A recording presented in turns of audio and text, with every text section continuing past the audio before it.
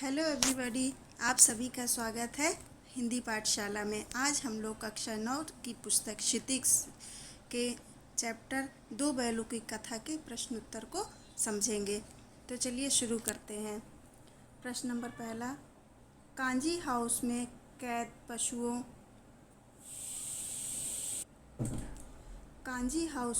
पशुओं की हाजिरी क्यों ली जाती होगी? तो इसका उत्तर है, कांजी हाउस में कैद पशुओं की हाजिरी इसलिए ली जाती होगी ताकि पशुओं की संख्या का ठीक ठाक से पता चल सके। अगला नंबर है इसमें, समूह में उत्पात मचाने वाले पशुओं की अलग से व्यवस्था की जा सके। अगला पॉइंट है, कोई पशु बीमार तो नहीं है, इसका पता लगाया जा सके। पशुओं की संख्या नीलामी के योग्य है या नहीं आदि जानकारी के लिए पशुओं की हाजिरी ली जाती होगी। तो अब दूसरा प्रश्न है, छोटी बच्ची को बैलों के प्रति प्रेम क्यों उमड़ आया? तो इसका उत्तर है, छोटी बच्ची को बैलों के प्रेम निम्न कारणों से उमड़ आया। पहला है, उसकी माँ मर गई थी और सौतेली माँ उस पर अत्याचार करती थी। गया भी बैलों को मारता पीटता था। बैलों पर अत्याचार देख उसे सौतेली माता के द्वारा किए गए अत्याचार याद आ जाते थे। अगला पॉइंट है, उसे बैलों की स्थिति अपने ही समान लगती थी, इसलिए उसे बैलों से प्रेम उमड़ आया था। तो बढ़ते हैं अगले प्रश्न की तरफ। प्रस्तुत कहानी में प्रेमचंद ने गधे की किन स्वभावगत विशेषताओं के आधार पर उसके प्रति रूढ़ अर्थ मूर्ख का प्रयोग न कर किसी नए अर्थ की ओर संकेत किया है? तो इसका उत्तर है, आवश्यकता से अधिक सहनशीलता, सुख दुख व हानि लाभ में एक समान रहना तथा कभी भी असंतोष प्रकट न करने जैसी स्वभावगत विशेषताओं के आधार पर उसके प्रति रूढ़ अर्थ मूर्ख का प्रयोग न कर उसकी तुलना ऋषि मुनियों के साथ की है और उसकी स्वभावगत विशेषताओं को सद्गुण यह भी कहा है कि संसार द्वारा सद्गुणों का अनादर कभी नहीं देखा। तो चलिए बढ़ते हैं अगले प्रश्न की तरफ। प्रश्न है, लेकिन औरत जाति पर सींग चलाना मना है, यह भूले जाते हो। हीरा के इस कथन के माध्यम से स्त्री के प्रति प्रेमचंद के दृष्टिकोण को स्पष्ट कीजिए।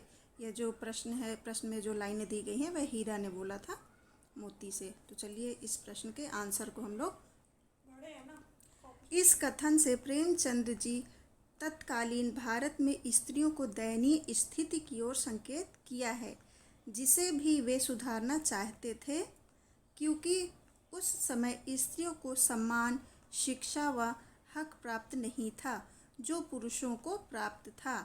प्रेमचंद्र जी स्त्रियों को यह हक दिलवाना चाहते थे, इसलिए उन्होंने हीरा के माध्यम से उपर्युक्त वचन कथन कहा। तो अब हम आगे बढ़ते हैं प्रश्न नंबर 5 की तरफ। कहानी में बैलों के माध्यम से कौन कौन से नीति विषयक मूल्य उभर कर आए हैं? तो इसका उत्तर है, यह कहानी बैलों के माध्यम से सच्ची मित्रता का पाठ पढ़ाती है।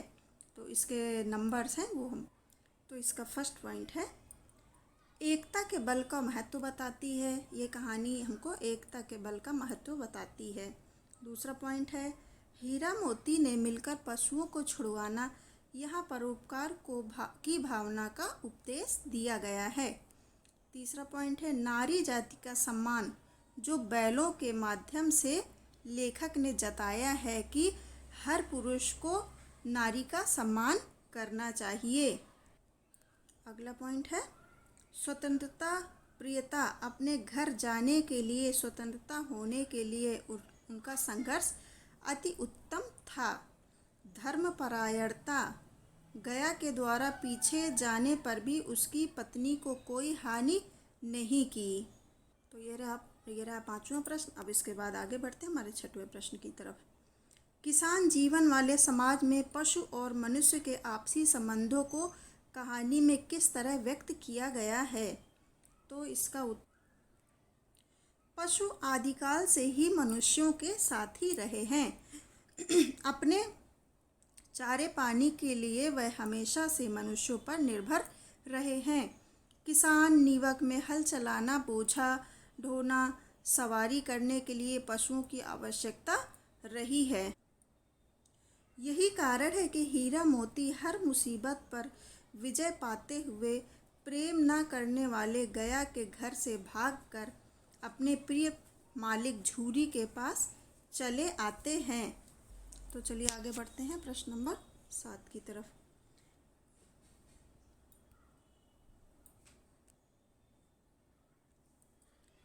इतना तो हो ही गया कि 9-10 प्राणियों की जान बच गई। वे सब तो आशीर्वाद देंगे। मोती के इस कथन के आलोक में उसकी विशेषताएं बताइए। तो इसका उत्तर कुछ इस प्रकार है। मोती स्वभाव से उग्र पर दयालु भी है। मोती का स्वभाव परोपकारी है। मोती सच्चा मित्र है। वह मुसीबत के समय हीरा का साथ नहीं छोड़ता। मोती अत्याचार का सख्त विरोधी है। मोती सच्चा साहसी है। तो अब हम चलते हैं अति लघु उत्तरीय प्रश्न उत्तर की तरफ। तो पहला है, प्रेमचंद्र जी का जन्म कब और कहाँ हुआ? तो इसका उत्तर है सन 1880 लम्ही ग्राम में प्रेमचंद्र जी का जन्म हुआ। इनकी मृत्यु कब हुई? तो इनकी मृत्यु सन 1936 में हुई। अगला प्रश्न है, स्वतंत्रता के लिए क्या करना पड़ता है? तो स्वतंत्रता के लिए संघर्ष करना पड़ता है। अगला प्रश्न, परोक्ष रूप से यह कहानी किस भाव से जुड़ी हुई है? तो इसका उत्तर है, परोक्ष रूप से यह कहानी आज़ादी के आंदोलन की भावना से जुड़ी हुई है। अगला प्रश्न है, गुप्त शक्ति किनमें थी? मनुष्य किससे वंचित है? तो इसका आंसर है, गुप्त शक्ति पशुओं में होती है। जीवों में अपने को सर्वश्रेष्ठ समझने वाला मनुष्य इससे वंचित है। तो आगे बढ़ते हैं हम लोग लघु उत्तरीय प्रश्नों की तरफ। जानवरों में सबसे ज़्यादा कौन सा जानवर बुद्धिहीन माना जाता है? तो इसका आंसर है गधा। कौन 4 बातें सुनकर गम खा जाती है? भारतीय। ये MCQ क्वेश्चन है, एग्ज़ाम में पूछ सकते हैं, इसलिए आप लोग अच्छे से सुनिएगा। किस समय दोनों बैल अपने नए स्थान पर पहुँचे? तो इसका आंसर है संध्या के समय। प्रश्न 4, अवसर पाकर भी कांजी हाउस से कौन नहीं भाग रहे थे? तो गधे नहीं भाग रहे थे। दढ़ियल कौन था? इसका उत्तर है कसाई। प्रश्न नंबर 6, बाड़े के सामने क्या बजने लगी? तो क्या बजी? डुग्गी। हम लोगों ने पाठ में पढ़ा था ना कि बाड़े के सामने डुग्गी बजने लगी थी। अगला प्रश्न है, उसी समय मालकिन ने आकर क्या किया? दोनों के माथे चूम लिए। अगला प्रश्न है, पछाई क्या है? उत्तर है पशुओं की नस्ल। अगला प्रश्न है, बच्चे बैलों को क्या देना चाहते थे? अभिनंदन पत्र देना चाहते।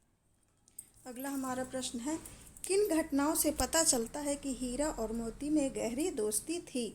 तो इसका उत्तर है, हीरा और मोती एक ही जाति के थे, सुंदर थे और उनमें एक ऐसी गुप्त शक्ति थी जिससे कि वो एक दूसरे के मन। तो हमारा अगला प्रश्न है, किन घटनाओं से पता चलता है कि हीरा और मोती में गहरी दोस्ती थी? तो इसका उत्तर है, हीरा और मोती एक ही जाति के थे, सुंदर थे और उनमें एक ऐसी गुप्त शक्ति थी जिससे कि वो एक दूसरे के मन की बात जान लेते थे।